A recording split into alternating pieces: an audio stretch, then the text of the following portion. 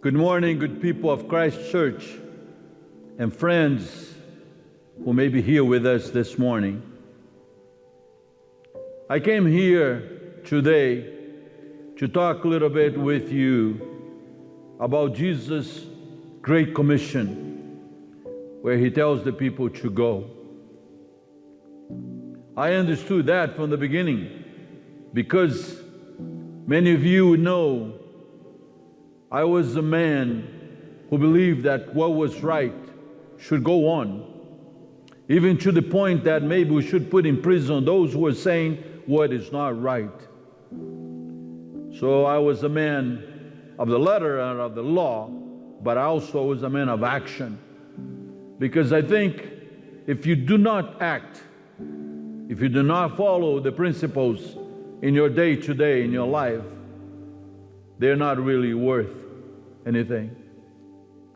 I was so much a man of action that I was persecuting some of those followers of Jesus. I thought that we need to put them in prison so they would shut up and stop talking what they were talking. But that was before I met Him. Or maybe should I say, He intervened in my life. He shone the light in my life. I was blind for a little bit, and I heard the story of who He was through a man called Ananias who baptized me, and then I recovered my sight. So by now you might know who I am. Many think that I am one of the greatest apostles or evangelists of all times. I don't know about that.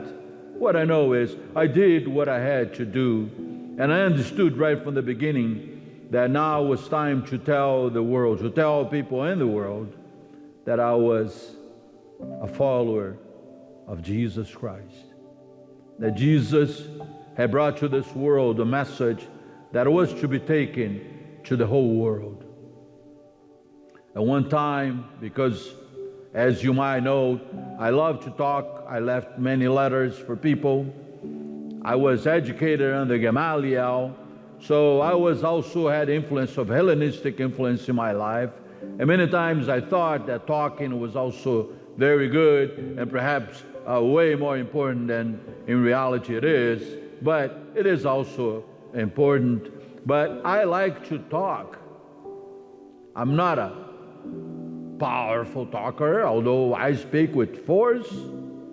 I was not a great preacher to entertain so much that if you read in Acts 20, you're going to find out I'm laughing because end up all coming well. But I talked so much that this young man was sitting in a window of this place we were up in the third kind of level, really high. He fell asleep. And I saw him falling asleep. At first, I got really ticked off with him. I really want to wake him up. And I thought, oh, how dare you? I'm here telling about Jesus and you fall asleep. And then when I looked again, he was not there anymore. And his people said, Paul, he fell down. Oh, my good. We all ran down to see, and he was dead. Yeah, he was dead. Can you imagine what that would have done? Paul talking, people die. Oh. But I went to that man. I hugged him. And I prayed, perhaps as I never had prayed before, Lord, bring this man back to life. And he came back to life. And I told the people, he is well, he's alive. Take him to his home. But I guess I didn't learn the lesson right there, because I went back and I spoke into the morning. I love to talk. I did. But one thing that I like the most is the fact that when you talk about Jesus Christ, you're not talking about the law demands. You're talking about a change that starts inside. It's a different thing altogether. And I will have to say to you, if you have not experienced it, it's really hard to understand. It's like trying something to drink that people say, oh, this drink is delicious. And you only hear them saying, but you never try the drink. Until you try it, you really will never know by description from others. But the others who try it should describe it. Perhaps by them describing, you'll be interested in trying it. And many times that's what it takes for you to become a disciple of Jesus. You say, Jesus, I want you to forgive me, become part of my life. And as you begin, you realize there's something special in this. There's something that came into my life when I asked Jesus to come into my life. I also see that people will be wondering, why is that not available to everybody? I think God's grace is available to everybody, and people find it in different ways. But in Jesus Christ, God called those of us who found Him to go into the whole world and tell people. Why is He waiting on us to do that? Sometimes I wonder, but I think I understand. See, we love to have free will. So, God has free will. He chose some. But what is interesting about God is not He didn't just choose us so we could be the privileged ones. He chose us. He says, now that you have me, I want you to go into the whole world and let people know about it.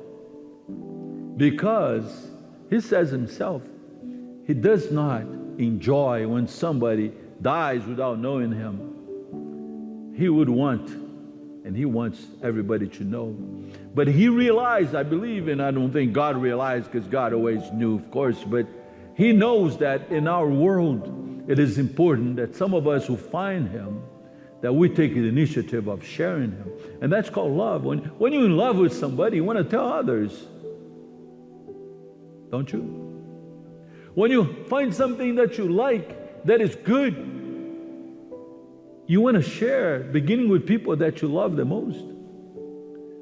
If you found the solution for this virus that is infecting the world, the right thing to do is to share with others, not keep to yourself, right? So I went. And I tell you something else, as I went to different places, you read about me, you're going to find that I am in many places, in many houses, talking with many people. I discovered a world that is amazing, that is beautiful, one that I could not by staying. And what's interesting, that Jesus not only told us to go, but He Himself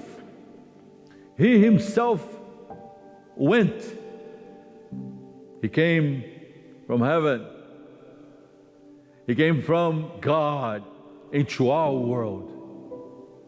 He didn't stay behind. And when He was among us, He walked among people. He didn't stay in one place trying to fit everybody in. Yeah, sometimes you stop in places and people came, like at the mountain. There are moments where you stop for a little bit, but you don't stop the goal in relationship to sharing what is important to you. And that's what Jesus did. And because I went, I experienced Christ more and more. It's like this, you may have a little light. You say, oh, I have a little of Jesus, I don't know much. I'm following Him, but I have not been trained. But let me tell you, the little bit that you have, if you begin to share, and maybe at home, and maybe with friends, and you can share by saying to people, listen, Jesus, many times when I pray, He helps me. You can tell people, can I pray for you, for your problem, for your challenge with your child, with your relationship? If you just say to them, can I just offer a prayer for you? Most of the people, and that's my experience, will say yes, everybody. They may not believe it, but when you share that Jesus is in you, that might help them, they may take that prayer. And that begins a relationship. And where they are now beginning to think of Jesus as one who wants to bless them, not to push them down, not to want to throw them to hell, but the one who wants to bring them into life. So I'm here today to tell you that I went whatever I could, and my life was changed. And the more I went, the more I practiced making disciples, the more I got to see His light, the more I got to grow in a relationship with Him, the more I began to appreciate Him, the more I fell in love with Him. Go. Tell your story. Tell people how Christ came into your life.